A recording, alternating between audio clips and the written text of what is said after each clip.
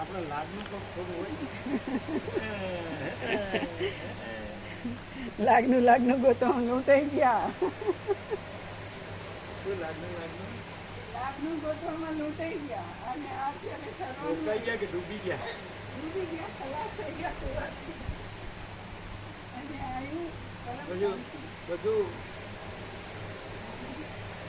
ઇન્દ્રિયોના વિષય ભોગોની વાસના પ્રત્યેમાં બધું વીર્ય વેડફી નાખ્યો અને નમાલા માલ વિનાના પોતરા જેવા નિસ્તેજ નૂરતેજ વિનાના થઈ ગયા, શક્તિ વિનાના થઈ ગયા.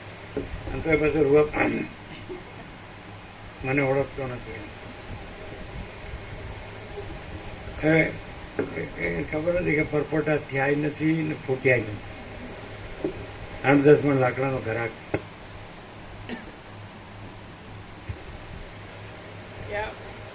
પ્રકાશમાં આવે તોય એને આમ ભાન ન થાય એવું ખરું. એટલે આમ બરોબર સાંભળીએ છીએ પણ હવે આ બધો અધ્યાસ રૂઢ થઈ ગયો છે એટલે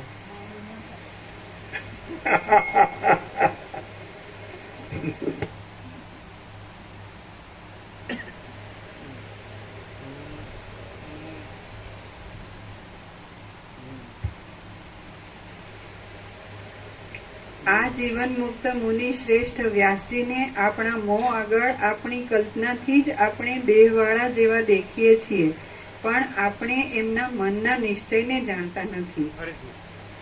આ જીવન મુક્ત મુનિ શ્રેષ્ઠ વ્યાસજીને આપણા મોં આગળ આપણી કલ્પનાથી જ આપણે દેહવાળા જેવા દેખીએ છીએ, પણ આપણે એમના મનના નિશ્ચયને જાણતા નથી. જીવન મુક્ત અને વિદેહ મુક્ત એ બંને બોધ રૂપે જ રહે છે, માટે તેઓમાં કશો ભેદ નથી. બોધ રૂપે જ, જ્ઞાન રૂપે જ. જીવન મુક્ત અને વિદેહ મુક્ત એ બંને બોધ રૂપે જ રહે છે, માટે તેઓમાં કશો ભેદ નથી. જેમ સ્થિર જળમાં અને તરંગ રૂપે હાલતા જળમાં જળપણું એક જ છે, જેમ સ્થિર વાયુમાં અને ચાલતા વાયુમાં જરા પણ ભેદ નથી, તેમ વિદેહ મુક્તમાં અને જીવન મુક્તમાં જરા પણ ભેદ નથી. અમારી કે વ્યાસની જીવન મુક્તિ ઉપર કે વિદેહ મુક્તિ ઉપર ધ્યાન આપવાનું નથી, પણ આત્માની દ્વૈત રહિતપણાથી જે એકતા છે તે ઉપર જ ધ્યાન આપવાનું છે. અમારી કે વ્યાસની જીવન મુક્તિ ઉપર કે વિદેહ મુક્તિ ઉપર ધ્યાન આપવાનું નથી, પણ આત્માની દ્વૈત રહિતપણાથી જે એકતા છે, દ્વૈત રહિતપણા જે એકતા છે તે ઉપર જ ધ્યાન આપવાનું છે. આથી હે રામ, અજ્ઞાન રૂપી અંધકારનો નાશ કરનાર અને કાનના ભૂષણરૂપ જ્ઞાનનો હું જે ઉપદેશ કરું છું તેનું તમે શ્રવણ કરો. હે રઘુનંદન, આ સંસારમાં સર્વદા સર્વ પુરુષો સારી રીતે પુરુષાર્થ ઉદ્યોગ કરીને જ સઘળું પામે છે. શાસ્ત્રોક્ત કર્મો કરવાથી ચિત્તની શુદ્ધિ થાય છે અને તે દ્વારા જ્ઞાનની પ્રાપ્તિ થાય છે. એ જ્ઞાન પ્રાપ્તિ થવાથી હૃદયમાં ચંદ્રના જેવું શીતળ જીવન મુક્તિનું સુખ ઉદય પામે છે. તે સુખ ઉદ્યોગથી જ મળે છે, બીજા કોઈથી મળતું નથી. ક્રિયાથી ફળ આપનારો પુરુષાર્થ પ્રત્યક્ષ જોવામાં આવે છે, પણ પ્રારબ્ધ પ્રત્યક્ષ જોવામાં આવતું નથી. આથી પ્રારબ્ધ એ કાંઈ જ નથી, પણ કેવળ મોહ પામેલા આળસુ લોકોએ એને કલ્પી કાઢ્યું છે. મનની, ઇન્દ્રિયોની તથા શરીરની જે ચેષ્ટા મહાત્માઓએ બતાવેલા માર્ગથી કરવામાં આવે છે તેને સાચો પુરુષાર્થ સમજવો, અને તે પુરુષાર્થ જ સફળ થાય છે. શાસ્ત્રથી વિરુદ્ધ રીતે જે પુરુષાર્થ કરવામાં આવે છે તેને તો ઉન્મત્તની ક્રિયારૂપ જ સમજવો. જે માણસ જે વસ્તુને ઈચ્છે છે અને તેને માટે યોગ્ય ક્રમથી યત્ન કર્યા કરે છે તેને તે વસ્તુ અવશ્ય પ્રાપ્ત થાય છે, સિવાય કે જો યત્ન કરતા તે અધવતથી પાછો ન વળે. કોઈ પ્રાણી હમણાં ત્રૈલોક્યના ઐશ્વર્યથી શોભી રહેલી ઇન્દ્રની પદવીને પામ્યો છે તે પોતાના પુરુષાર્થથી જ પામ્યો છે. ચૈતન્યનો કોઈ તરંગ કમળરૂપ આસન પર બેસીને બ્રહ્માની પદવીને ચલાવે છે તે પણ પોતાના પુરુષાર્થથી જ ચલાવે છે. કોઈ જીવ વિષ્ણુપણાને પામ્યો છે અને પોતાની ધજામાં ગરુડનું ચિહ્ન રાખે છે તે પણ પોતાના પુરુષાર્થના પ્રભાવથી જ છે. આ સંસારમાં કોઈ પ્રાણી અર્ધા શરીરમાં સ્ત્રીથી અને મુકુટમાં માઇક ઊંચું કરો. માઇક નીચું છે, મોઢા આગળ કરો. આ સંસારમાં કોઈ પ્રાણી અર્ધા શરીરમાં સ્ત્રીથી અને મુકુટમાં અર્ધચંદ્રથી શોભી રહેલ સદાશિવ થયો છે તે પણ પોતાના પુરુષાર્થથી જ થયો છે. પૂર્વજન્મનો અને આ જન્મનો એમ પુરુષાર્થ બે પ્રકારનો છે. તેમાં આ જન્મના પુરુષાર્થથી પૂર્વજન્મના પુરુષાર્થને તુરત જીતી લેવાય છે. યત્નવાળા, દ્રઢ અભ્યાસવાળા અને ઘણા ઉત્સાહવાળા અધિકારી પુરુષો મેરુ પર્વતોને પણ ગળી જાય છે.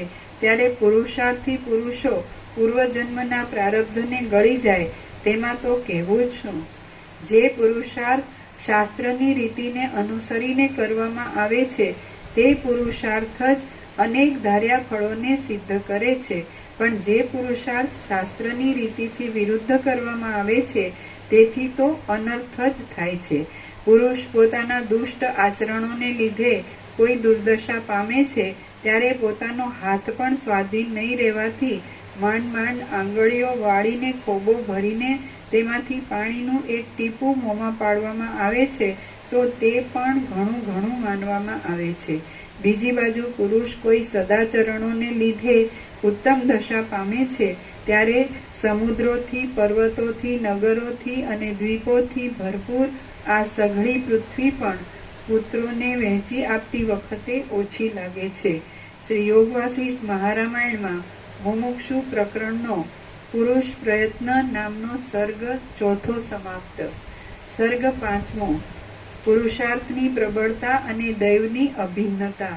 આ પાંચમા સર્ગમાં પુરુષાર્થની પ્રબળતા અને પુરુષાર્થથી દૈવની અભિન્નતા યુક્તિપૂર્વક કહેવામાં આવશે.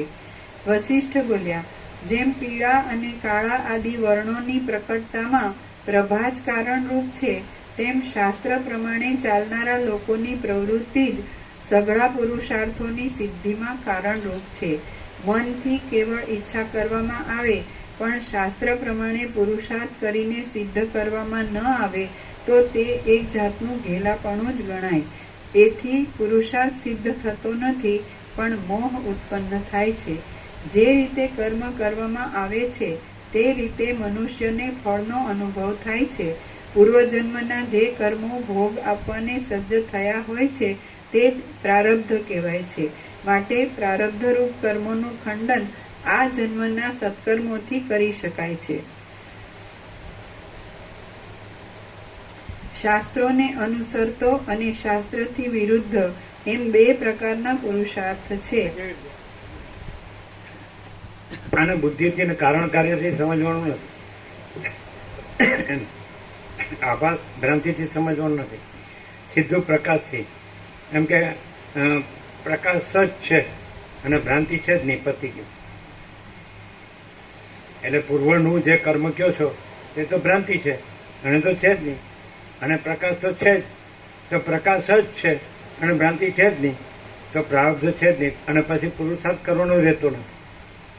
પ્રારબ્ધ નથી કરવા માટે જ પુરુષાર્થ કીધો છે. સમજે? જા હા, બાળકો પણ આવ્યા. આ ઝીણા છે, જે નાના છે ને.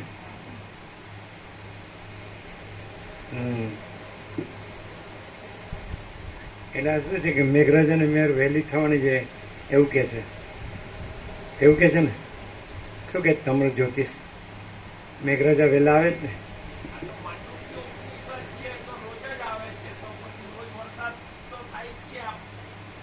ના ના, બીજે બધે ઘણું થયો છે એવું કે નહીં.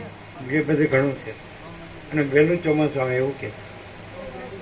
એટલે આમાં એમ કીધું કે પૂંઠ વાળ્યા વગર તો પુરુષાર્થ દાખલા તરીકે તમે વસિષ્ઠ પ્રકાશથી સારા શ્રવણના અખંડ પૂર્ણ તત્વ કરો તો તમે ક્લિયર થઈ જાવ છો કે પરમ ચિદાકાશ પરમ જ્યોતિ અખંડ જ્યોતિ જ છે અને દ્રશ્ય ભ્રાંતિ છે જ નહીં. તો પછી આ પહેલાંનું કર્મ ને એ પ્રારબ્ધ ને પછી એનાથી આ પુરુષાર્થ અત્યારે એનું ફળ ને તો અત્યારે કરો તો એ કપાય છે ને. એટલે શું કરો તો એટલે પરમ ચિદાકાશ પરમ જ્યોતિ અખંડ જ્યોતિ જ છે. અને આ દ્રશ્ય ભ્રમ છે જ નહીં. તો દ્રશ્ય ભ્રમ સાપેક્ષ પૂર્વનું કરેલું કર્મ સમજાય, અને એનું અત્યારે ફળ તો એને તમે પ્રાપ્ત કહો છો. પણ અત્યારનો પુરુષાર્થ એટલે પરમ ચિદાકાશ પરમ જ્યોતિ અખંડ જ્યોતિ જ છે, અને એમાં કોઈ ભ્રમ સંભવતો જ નથી. એટલે પૂર્વનું કર્મ અને એનું પ્રાપ્ત છે જ નહીં, અને પુરુષાર્થ કરવા પણ જ નથી, છે જ. પરમ ચિદાકાશ પરમ જ્યોતિ અખંડ જ્યોતિ જ છે જ નથી ખ્યાલ. આમ વાંચી જઈએ તો પછી શબ્દોનો અર્થ કરી જઈએ, એમાં ફરે જઈએ. પણ હવે આ પ્રારબ્ધ એટલે પેલા અજ્ઞાનનો ભ્રમ હતો કે હું આ જન્મ્યો છું ને મેં કર્યું, અને અત્યારે એના ફળ સ્વરૂપે હું છું, આ મારી પોઝિશન છે. હવે પુરુષાર્થ એટલે કે આ તો મા ચિદાકાશ સ્વયં પ્રકાશ સંપૂર્ણ પ્રકાશ જ છે. यही सब कुछ है, इसके सिवा कुछ नहीं है. समझे कि नहीं? और माँ चिदाकाश सब कुछ है, मैं कुछ नहीं है. और माँ चिदाकाश परम कई वेले परम शांति, तो परम शांति જ છે, અને ભ્રાંતિ છે જ નહીં. એટલે જે અજ્ઞાનના ભ્રમનો જે પૂર્વનું કર્મ ને એનું અત્યારે પ્રારબ્ધ એ કશું છે જ નહીં. એમાં બીજું કંઈ એ સ્વરૂપ છોડતું નથી, સ્વરૂપથી બીજું થતું નથી. અને અત્યારનો પુરુષાર્થ એ તો છે એ છે જ, કરીને નથી. એટલે એમાં પુરુષાર્થ કરવાનો નથી. અને પેલું નથી એ નથી જ, એટલે એનું કંઈ આગળ કરેલું ભ્રમનું કરેલું અને એના ફળ રૂપે અત્યારે વર્તમાન જે પોઝિશન એ થતું જ નથી, એ સંભવતું જ નથી. ખ્યાલ આવે છે? એટલે આ જ છે ત્રિકાલાબાધિત સત જે છે એ ત્રિકાલાબાદ.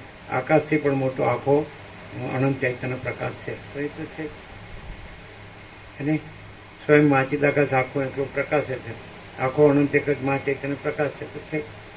અને મા ચિદાકાશ પરમ આનંદ પરમ શાંતિ તો છે. ખ્યાલ આવે? એટલે એ પુરુષાર્થ નથી, પણ પેલી ભ્રાંતિ સાહેબ એક પ્રારબ્ધ ભ્રાંતિ સાહેબ એક પુરુષાર્થ કીધો. એમ કે હું જન્મ્યો છું એ ભ્રમ છે, પછી મેં કર્યું એટલે મારી અત્યારે પોઝિશન છે, તો એ ભ્રાંતિ થઈ જ નથી. એમ એના સાપેક્ષ આ થઈ જ નથી એ કીધું, એ પુરુષાર્થ. અને મા ચિદાકાશ તો છે જ. મા ચિદાકાશ ही મા ચિદાકાશ, જો હૈ સો હૈ. મા ચિદાકાશ પરમ આનંદ પરમ શાંતિ, પરમ શાંતિ જ છે. તો એ જે કીધું પછી પુરુષાર્થ ન કહેવાય, તો છે જ. અને પેલું થયું જ નથી એટલે પ્રાપ્ત ન કહેવાય. ખબર પડે? એના વાંચીએ તો ખબર પડે. પણ જો હું જન્મ્યો છું અને આ ભ્રમ બધો ચાલુ હોય કે હું છું જગત છે ને હું મારું, તો એને આમાં ખબર ન પડે. ભ્રમમાં ચાલુ હોય તો આ ખબર ન પડે. પણ ભ્રમ છે જ નહીં, અને પરમપદ છે જ. પરમ ચિદાકાશ પરમપદ પૂર્ણ વિશ્રાંતિ જ છે, બીજું છે જ નહીં, બીજું થતું જ નથી. એ સ્વરૂપ છોડતું નથી, સ્વરૂપથી બીજું થતું નથી. એટલે કે પ્રારબ્ધ અને પુરુષાર્થની ઘડમાં કે ઘડમતર કે ખટપટ કે કડાકૂટ છે જ નહીં. ખબર પડે? જો હૈ તો હૈ, પરમ શાંતિ જ છે. પણ હવે આ બધું થયું છે એનું હું એ કઈ નાખી દેવું.